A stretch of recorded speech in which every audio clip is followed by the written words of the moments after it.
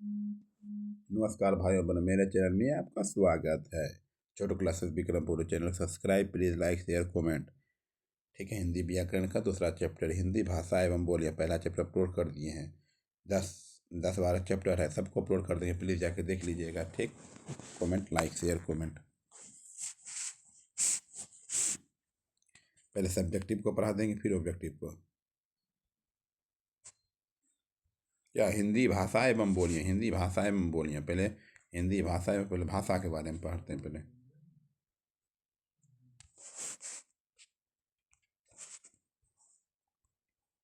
भाषा शब्द संस्कृत के भाष धातु एवं निष्पक्ष है, जिसका अर्थ है व्यक्त वाणी। जो वाणी वर्णों में व्यक्त हो उसे भाषा कहते हैं। क्या कहते? भाषा शब्द संस्कृत के भाष धातु के निष्पक्ष है, जिसका अर्थ है व्यक्त वाणी। जो वाणी वर्णों में व्यक्त हो उसे भाषा कहते हैं।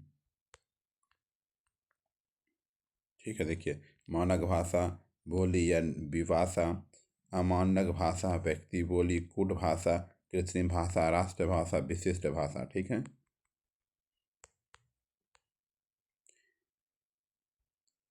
विश्व की भाषाओं के वर्गीकरण। संसार की लगभग 3000 भाषा का वर्गीकरण 2 प्रकार से प्रस्तुत किया गया है। संसार की लगभग 3000 भाषा का वर्गीकरण 2 प्रकार से प्रस्तुत किया गया है। आकृति मूलक वर्गीकरण, पारिवारिक वर्गीकरण, आकृति मूलक वर्गीकरण या वंश वृक्ष निम्न प्रकार के प्रस्तुत किया जा सकता है। ठीक है, चलिए भाषा। भाषा देखिए, आयोगात्मक, योगात्मक, अश्लिष्ट, शिष्ट, प्लविष्ट, पूर्व योगात्मक, मध्य योगात्मक, अंत योगात्मक, पूर्वांतन योगात्मक, अंतमुखी, बहिमुखी, पूर्ण, परिशिष्ट, आंशिक परिशिष्ट, पारिवारिक वर्गीकरण। ठीक है, देख लीजिए भाई, 18 भाषा है। पारिवारिक वर्गीकरण, चार भौगोलिक क्षेत्र के अंतर्गत 18 भाषाएं परिवारों में बंटवारा दिया गया है। ठीक है, चलिए। और भारोपीय परिवार, भारोपीय परिवार के अन्य नाम इंडो जर्मेनिक आर्य परिवार, भारत हिती परिवार। भारोपीय परिवार की 10 शाखाएं हैं, जो ध्वनि के आधार पर शतम और केंतुन वर्गों में विभक्त हैं।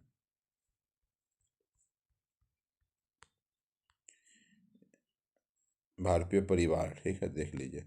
डॉक्टर ग्रिशियन ने भारत ईरानी आर्य की 3 उपवर्गों का उल्लेख किया गया है। भारत ईरानी, ईरानी दरद दरद भारतीय आर्य भाषा। भारतीय आर्य भाषा समूह को कालक्रम की दृष्टि से निम्न प्रकार से विभाजित किया गया है। भारतीय आर्य भाषाएं।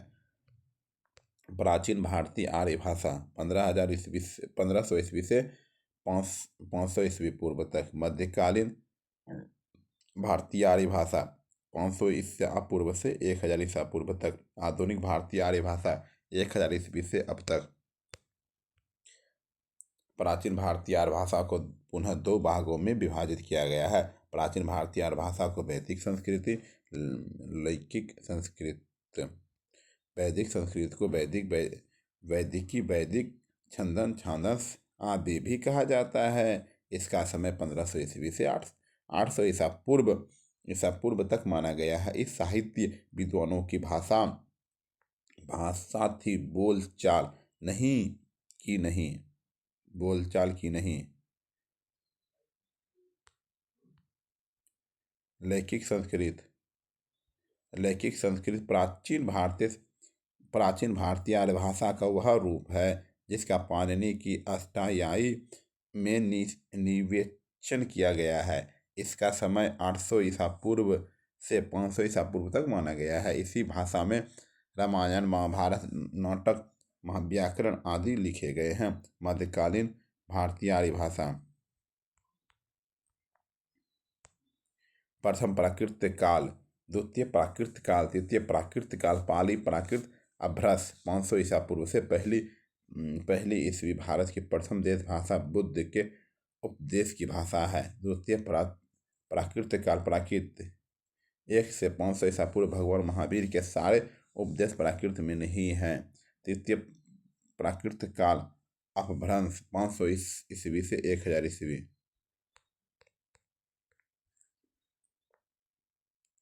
प्रथम प्राकृत प्रथम प्राकृत पाली भारत की प्रथम देश भाषा है। भारत की प्रथम देश भाषा है। इसे सबसे पुरानी प्राकृत भी कहते हैं। सिंहल या श्रीलंका के लोग पाली के मागधी भी कहते हैं। पाली भाषा के 3 व्याकरण ग्रंथ उपलब्ध हैं।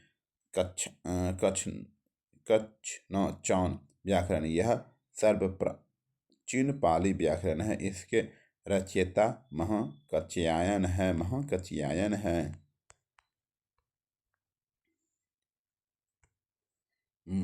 मोगलान व्याकरण के रचयिता मोगलान है।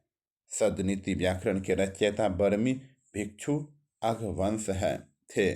सर्वसम्मति से विद्वानों ने पाली भाषा का मध्य देश की बोली स्वीकार किया गया है। परदेशी व्याकरण, ठीक है, 41 ध्वनियाँ होती है। मोगलान के अनुसार 43 ध्वनियाँ होती है। ठीक है, चलिए द्वितीय प्राकृत मध्यकालीन आर्य भाषा को प्राकृत भी कहा जाता है। प्राकृत प्राचीनतम प्रचलित जन भाषा है। सभी विद्वानों का मत है कि प्राकृत की उत्पत्ति संस्कृत से हुई है। प्राकृत की उत्पत्ति संस्कृत से हुई है।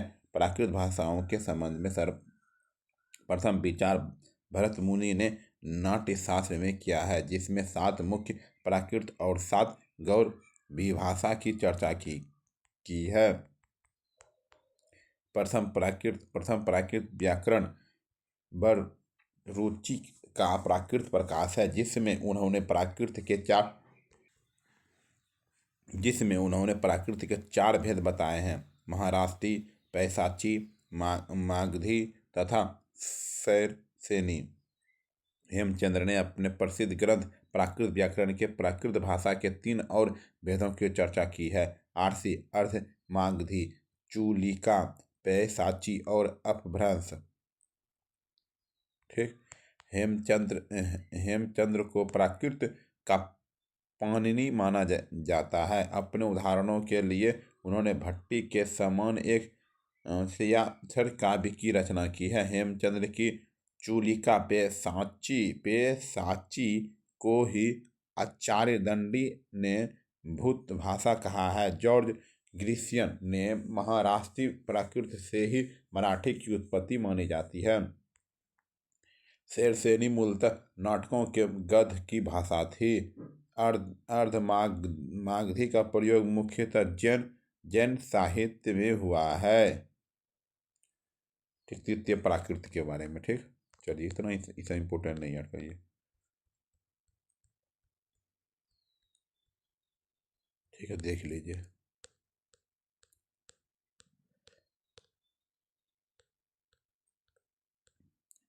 हिंदी की बोलियां। हिंदी और उसकी उपभाषाओं तथा बोलियों का वर्गीकरण निम्नलिखित है। अपभ्रंश, ठीक,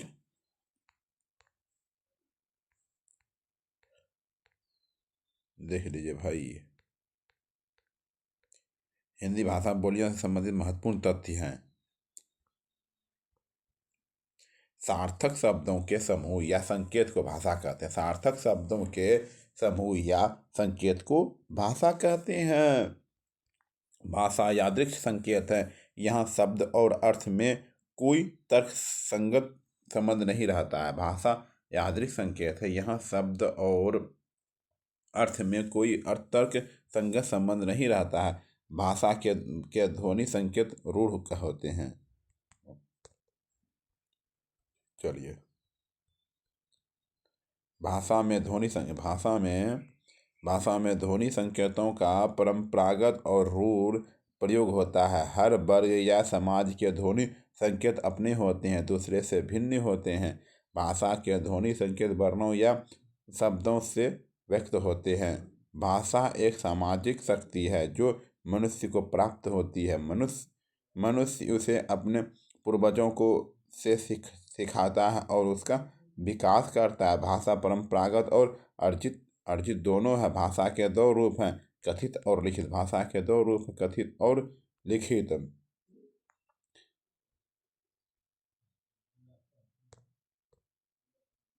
भाषा वाक्यों से बनती है, वाक्य शब्दों से, और शब्द मूल ध्वनियों से बनते हैं। व्याकरण भाषा का आश्रित है।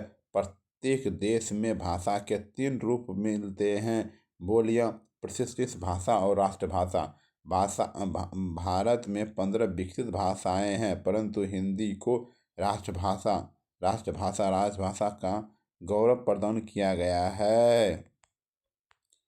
संस्कृत भाषा की सबसे पुरानी भाषा है। इसका प्राचीनतम रूप ऋग्वेद में देखने को मिलता है। संस्कृत को आर्य भाषा या देव भाषा कहते हैं। संस्कृत को आर्य भाषा या देव भाषा भी कहते हैं। हिंदी इसी आर्य भाषा संस्कृत की उत्तराधिकारी है। भाषा विज्ञान की प्रकृति के 5 भेद स्वीकार किए हैं। अपभ्रंश प्राकृत की आधुनिक भारतीय भाषाओं के बीच की कड़ी है। हिंदी के अर्ध मध्य मध्य देश में संस्कृत, प्राकृत और अपभ्रंश के योग से हुआ है। संयोगात्मक भाषाएं संस्कृत, पाली तथा प्राकृत हैं। व्यूहात्मक भाषाएं अपभ्रंश हैं। व्यूहात्मक भाषाएं अपभ्रंश हैं। आधुनिक भाषाओं का स्पष्ट रूप 14वीं शताब्दी में सामने आता है। अपभ्रंश के विभिन्न रूपों से हिंदी और अन्य भारतीय भाषाओं की उत्पत्ति हुई है। भाषा के रूप में हिंदी की प्राकृतिक भाषा में मिलती जुलती है। हिंदी की मूल उत्पत्ति शौरसेनी अपभ्रंश पश्चिमी हिंदी से मानी गई है। हिंदी, हिंदू तथा हिंदुस्तान ये तीनों शब्द फारसी भाषा के हैं। तीनों शब्द फारसी भाषा के हैं।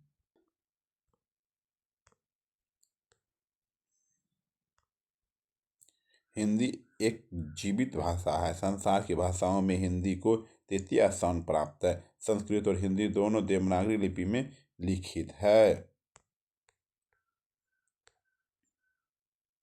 भाषाओं से संबंधित प्रावधान 14 सितंबर 1949 को भारत के संविधान में हिंदी का राजभाषा दर्जा दिया गया। 14 सितंबर 1949 को भारत के संविधान में हिंदी को राजभाषा का दर्जा दिया गया।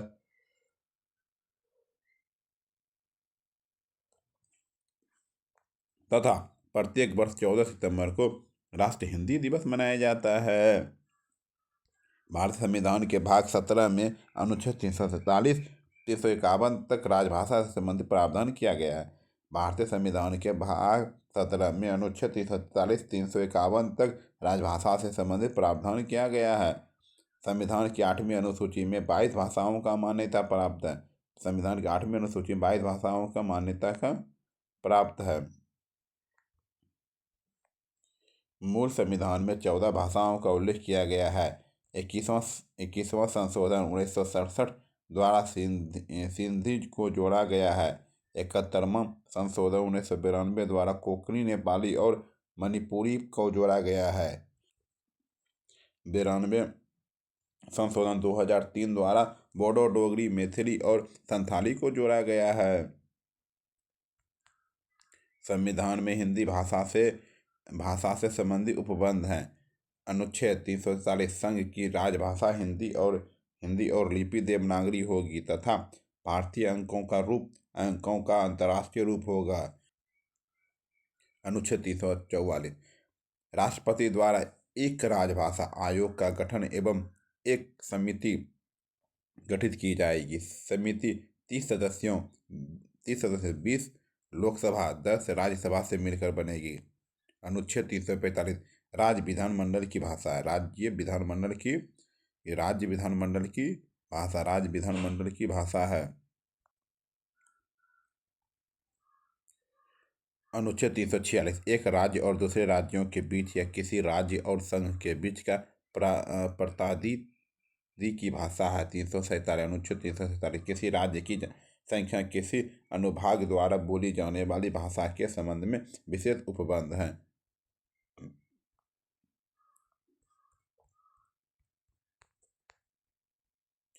अनुच्छेद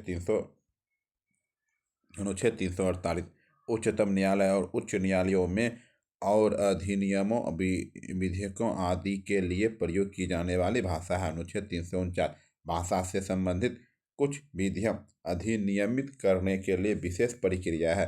अनुच्छेद 350 व्यवस्था के निवारण के लिए अभ्यावेदन में प्रयोग की जाने वाली भाषा है। अनुच्छेद 350 को प्राथमिक स्तर पर मातृभाषा में शिक्षा की सुविधाएं हैं।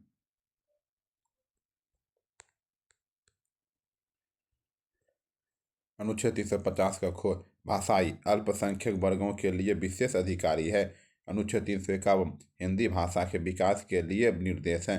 सन 1955 में वी.जी. खैर के अध्यक्षता में राजभाषा आयोग का गठन किया गया। राजभाषा आयोग की सिफारिशों की समीक्षा के लिए 1957 में गोविंद बल्लभ पंत की अध्यक्षता में संयुक्त संसदीय राजभाषा समिति का गठन किया गया। ठीक।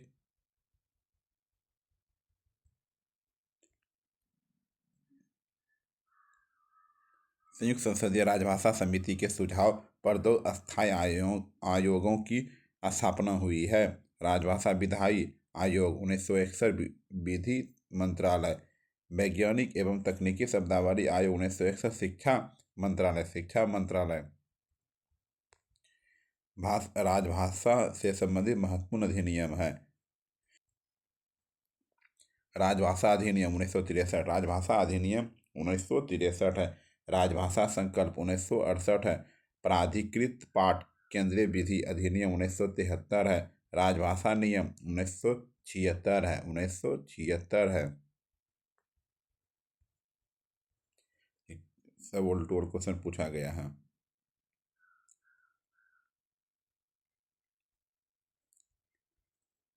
क्या है? बिहारी हिंदी का विकास डैश भाषा से हुआ है? मागधी। बिहारी हिंदी का विकास भाषा मागधी डैश भाषा पश्चिमी हिंदी से संबंध रखती है। वांगरू। हिंदी भाषा डैश भाषा की उत्पन्न हुई है। अपभ्रंश। अरुणाचल प्रदेश की आदिम जनजाति डैश भाषा बोलते हैं? आदि। छत्तीसगढ़ की प्राचीनतम भाषा का नाम डैश है? कोसली। नागालैंड में कौन से भाषा बोली जाती है? अंगामी। हिंदी के उद्गम के सही अनुक्रम का चयन कीजिए। पाली, प्राकृत, अपभ्रंश, हिंदी। पाली, प्राकृत, अपभ्रंश, हिंदी। ठीक है।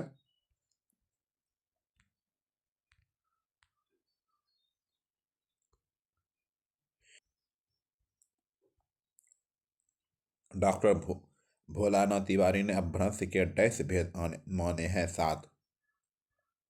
गंगानगर हनुमानगढ़ में डैश भाषा बोली जाती है? बागरी भाषा। त्रिपुरी भाषा का दूसरा नाम क्या है? कोक बोरोक। त्रिपुरा में सबसे व्यापक रूप में बोली जाने वाली भाषा है बंगाली। अपभ्रंश में डैश कोटि के शब्दों का बाहुल्य है? तद्भव। सौराष्ट्री या नगर अपभ्रंश का संबंध डैश से है? गुजरात से है। प्राकृत की डैश अवस्था को अपभ्रंश कहा जाता है? तीसरी। भारत के राजस्थान के मारवाड़ क्षेत्र में उत्पन्न भाषा डैश है? मारवाड़ी। गोवा की सबसे पुरानी भाषा कौन है? कोंकणी। लूसी भाषा कहाँ बोली जाती है? मिजोरम। लूसी भाषा कहाँ बोली जाती है? मिजोरम। अपभ्रंश का सर्वाधिक विवादित पहलू है अपभ्रंश के भेद। डैश स्वर युग्म अपभ्रंश की वर्णमाला में नहीं है? ए और औ। संसार की भाषाओं में हिंदी का डैश स्थान है? तीसरा है। हिंदी गद्य छत्तीसगढ़ भाषा की सहोदर भाषा ऐसी है? बघेली और अवधी। गुजरात की स्थानीय भाषा गुजराती डैश भाषा से निर्मित है? संस्कृत और प्राकृत। बुंदेली हिंदी की एक बोली है जो पामरी और राठौरी है। उपबोली वाचर अपभ्रंश से डैश भाषा का विकास हुआ है। सिंधी सिंधी भाषा का विकास डैश अपभ्रंश बोली से माना गया है। वाचर वाचर बोली किसकी इकाई है? भाषा की छोटी इकाई है। बोली किसकी इकाई? भाषा की छोटी इकाई, भाषा की छोटी इकाई है। राजभाषा उस भाषा को कहते हैं जिस जिस भाषा के द्वारा किसी राज्य के प्रशासनिक कार्यों को संपन्न किया जाता है। आईना को खड़ी बोली को में कहते हैं। ईसा दर्पण औचित्य को खड़ी बोली से में कहते हैं आवश्यकता से ज्यादा। राष्ट्रभाषा किसकी प्रतिनिधित्व करती है? राजभाषा संपूर्ण राष्ट्र का प्रतिनिधित्व करती है। भाषा की परिभाषा दें। भाषा वह साधन है जिसके द्वारा मनुष्य बोलकर, सुनकर, लिखकर व पढ़कर अपने मन के भावों या विचारों का आदान प्रदान करता है। भाषा के तीन रूप होते हैं। भाषा के तीन रूप होते हैं। मौखिक भाषा, लिखित भाषा, सांकेतिक भाषा। ईर्खा की खड़ी बोली में कहते हैं ईर्ष्या। अंधियार को खड़ी बोली में कहते हैं अंधेरा। यह किसका कथन है? कविता में मनुष्य भाव की रक्षा होती है। आचार्य रामचंद्र शुक्ल। परिभाषित शब्द वे हैं जो किसी क्षेत्र विशेष में एक निश्चित और परिसीमित अर्थ को प्रकट करते हैं।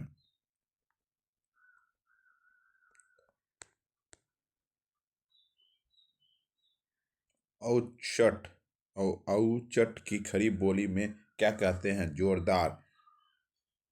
औते रहेंगे को खड़ी बोली को कहते हैं आते ही रहेंगे।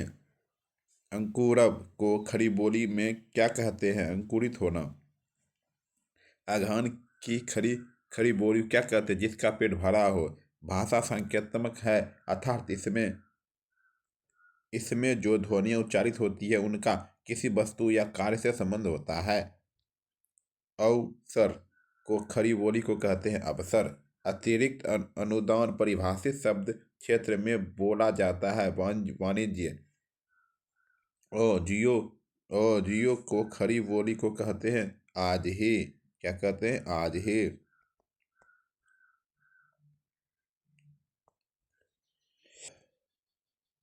देश में स्थानीय भेदों के आधार पर कई बोलियां प्रचलित रहती है। विभाषा होन को खड़ी बोली को कहते हैं वहाँ।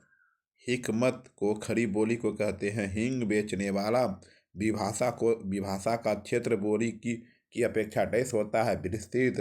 विभाषा एक प्रांत या डैश में प्रचलित होती है। उपप्रांत वह कौन सी भाषा है जिसे संघ अथवा कोई राज्य अथवा अथवा सरकार विधि द्वारा अपने सरकारी कामकाज में प्रयोग के लिए स्वीकार करता है। राजभाषा बघेली किस प्रदेश में बोली जाती है? मध्य प्रदेश में। पूर्वी हिंदी की बोली है अवधी है। भाषा एक व्यवस्था है जिसके अपने डैश होते हैं नियम होते हैं। भाषा एक व्यवस्था है जिसे अपने होते हैं नियम होते हैं। भाषा के जिन रूपों का प्रयोग साधारण जनता अपने समूहों और घरों में करती उसे कहते हैं बोली कहते हैं। क्या कहते हैं? बोली कहते हैं। अवसर अवसर को खड़ी बोलियों कहते हैं उत्सव, मांगलिक कार्य, आयोजन। पश्चिमी क्षेत्र की बोलियां कौन सी हैं? कन्नौजी और बुंदेली। आई आई ठग में खड़ी बोली को कहते हैं झटका मारकर लूटना, धोख धोख देकर ले जाना। इनमें से एक पूर्वी हिंदी की बोली है बघेली। गायकों का मनोअवस्था दर्शाती बघेल खंड की गायकी की दो अन्य महत्वपूर्ण शैलियां हैं।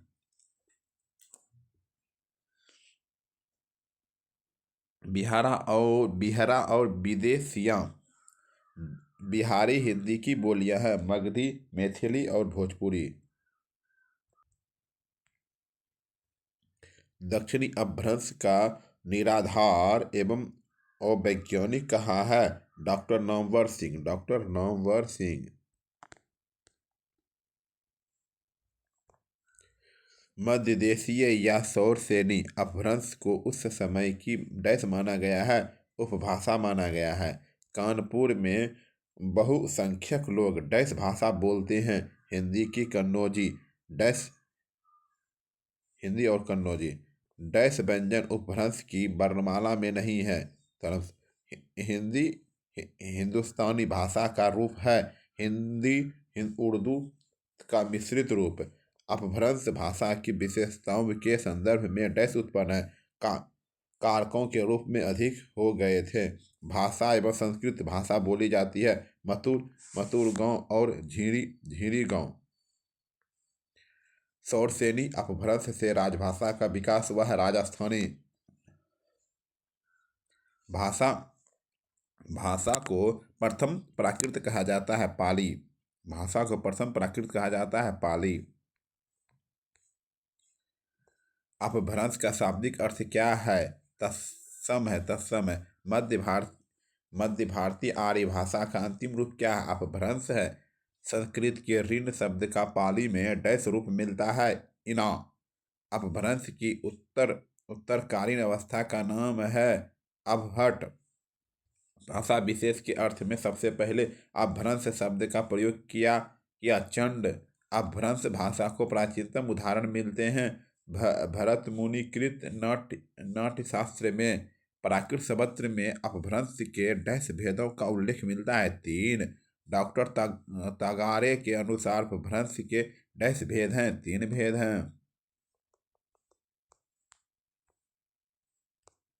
पैशाची भाषा वह प्राकृत भाषा है जो प्राचीन भारत में भारतवर्ष के डैश प्रदेश में बोली जाती है। पश्चिमोत्तर संस्कृत भाषा का दूसरा नाम है देव भाषा। बोडो भाषा मुख्य रूप से भारत के डैश राज्य में बोली जाती है। असम। बयाडी और पतंजलि ने अपभ्रंश शब्द का प्रयोग किस अर्थ में किया? संस्कृत के मानक शब्दों में भिन्न भ्रष्ट और अशुद्ध शब्दों के अर्थ में। पश्चिमी हिंदी का विकास डैश अपभ्रंश से हुआ है। सौरसेनी।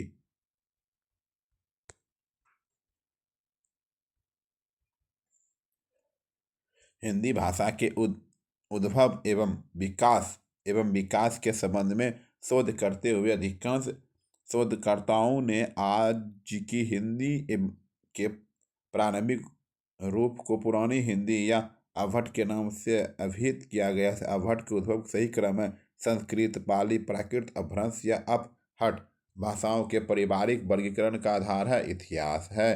वैदिक संस्कृत से लेकर के आधुनिक युग तक की हिंदी के विकास का सही क्रम है। वैदिक संस्कृत, लैलिक संस्कृत, पाली फिर प्राकृत, अपभ्रंश।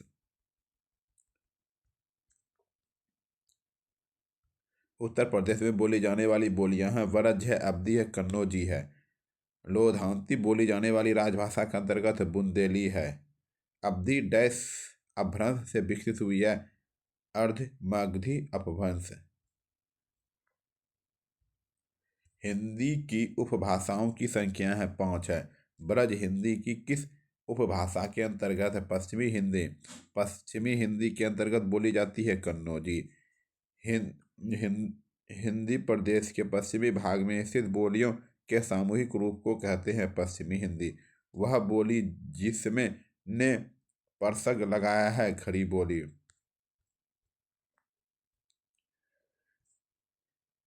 हिंदी खड़ी बोली अपभ्रंश से विकसित हुई है शेरसेनी। खड़ी बोली निकली है पश्चिमी हिंदी से। भारत में सर्वाधिक खड़ी बोली जाने भाषा है हिंदी है। पंजाबी, राजस्थानी, हरियाणवी वर्ज में प्रभावित साहित्य खड़ी बोली या देहलवी से वह हिंदी जिसका विकास हुआ है मानक हिंदी। मानक हिंदी का विकास हुआ है खड़ी बोली हिंदी। खड़ी बोली हिंदी। वर्तमान हिंदी का खड़ी बोली नाम पड़ने की वजह है इनमें खड़ी मात्रा का प्रयोग अधिक होता है। दिल्ली, मेरठ, बिजनेड़ और सहारनपुर के निकटवर्ती क्षेत्रों में बोली जाने वाली भाषा है खड़ी बोली। मथुरा, आगरा, धौलपुर, ग्वालियर आदि क्षेत्र में बोली जाने वाली भाषा है ब्रज भाषा। बांगुरू उपभाषा वर्ग की बोली जाती है। पश्चिमी पश्चिमी हिंदी बांगुरू भाषा ज़्यादातर बोली जाती है। हरियाणी उत्तर प्रदेश में बोली जाने वाली प्रमुख बोलियों में प्रमुख स्थान है कन्नौजी। क्या है? कन्नौजी।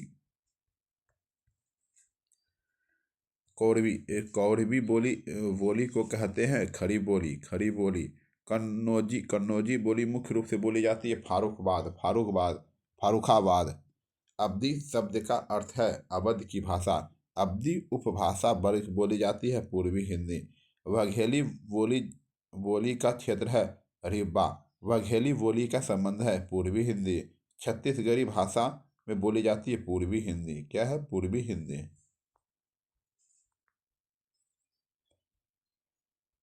वह बोली जो राजस्थानी हिंदी के अंतर्गत आती है। मेवाती जयपुरी का स्थानीय नाम है ध्रुवदारी। ह ह रोती बोली है पूर्वी राजस्थान का। द्रिघरारी बोली है पूर्वी राजस्थान की। पहाड़ी बोली है मंडी याली। गाजीपुर में बोली जाने वाली प्रमुख प्रमुख बोली है भोजपुरी। बिहारी हिंदी की बोली जाने वाली नाम है मगही। क्या है? मगही है।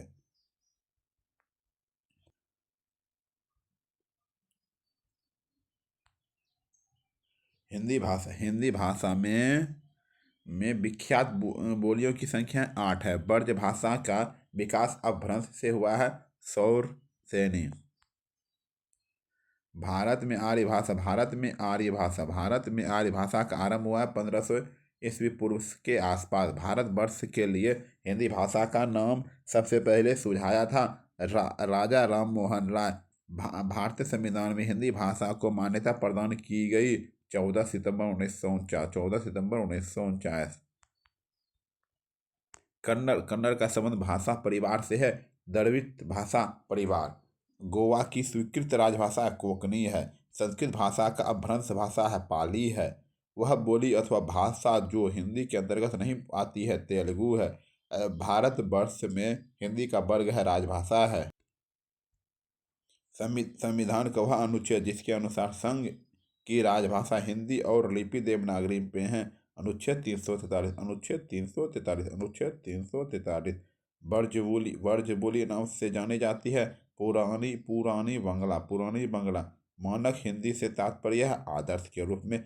हिंदी का स्वीकार्य रूप प्राकृत भाषा है जैनियों की। वह क्षेत्र जिनकी बोली को कोशिका कहा गया है वाराणसी। बिहारी बंगला उड़िया असमिया का जन्म अपभ्रंश के किस रूप से हुआ है? मागधी भाषा के संदर्भ में अपभ्रंश शब्द के प्रयोग का प्रारंभ हुआ 6वीं शताब्दी। भाषा के व्याकरण समस्त आदर्श रूप को कहते हैं मानक भाषा। क्या कहते हैं? मानक भाषा कहते हैं। स्थान स्वाधीनता आंदोलन के समय राष्ट्रभाषा हिंदी के विकास के सुझाव दिया था महात्मा गांधी। राजभाषा से अभिप्राय है सरकारी कार्यालयों की भाषा। वैज्ञानिक तथा तकनीकी साहित्य के प्रणीय हेतु आवश्यक शब्दावली और साहित्य सामग्री निर्माण के लिए भारत सरकार ने 1961 में डैश आयोग की स्थापना की। वैज्ञानिक तकनीकी शब्दावली आयोग। भारत का वह प्रांत जहाँ कोंकणी भाषा बोली जाती है महाराष्ट्र तथा गोवा। भाषा का क्षेत्रीय रूप को कहा जाता है बोली। हिंदी और उत्पत्ति डैश अपभ्रंश से मानी जाती है सौर सेनी। पुरानी हिंदी उर्दू और अंग्रेजी के मिश्रण से उत्पन्न नई जवान हिंदुस्तानी भाषा रागरी बोली जाती है हरियाणा में। द्रविड़ परिवार की भाषा है कन्नड़। प्राचीन भारतीय आर्य भाषा है वैदिक संस्कृत।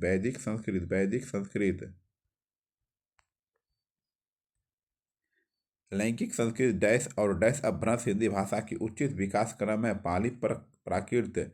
आधुनिक भारतीय आर्य भाषा का कालावधि थी 1000 ईस्वी से अब तक। हिंदी के विकास प्रदान करने वाली भाषा है अपभ्रंश है। उत्तर प्रदेश की द्वितीय राजभाषा है उर्दू है। आधुनिक भारतीय आर्य भाषाओं का विकास हुआ है अपभ्रंश से। उत्तर प्रदेश के राजकीय कार्यों में भाषा का प्रयोग होता है हिंदी में। जनगणना 2001 के हिसाब से भारत में सबसे अधिक बोली जाने वाली भाषा है बंगाली है। भाषा के संपर्क भाषा है हिंदी है।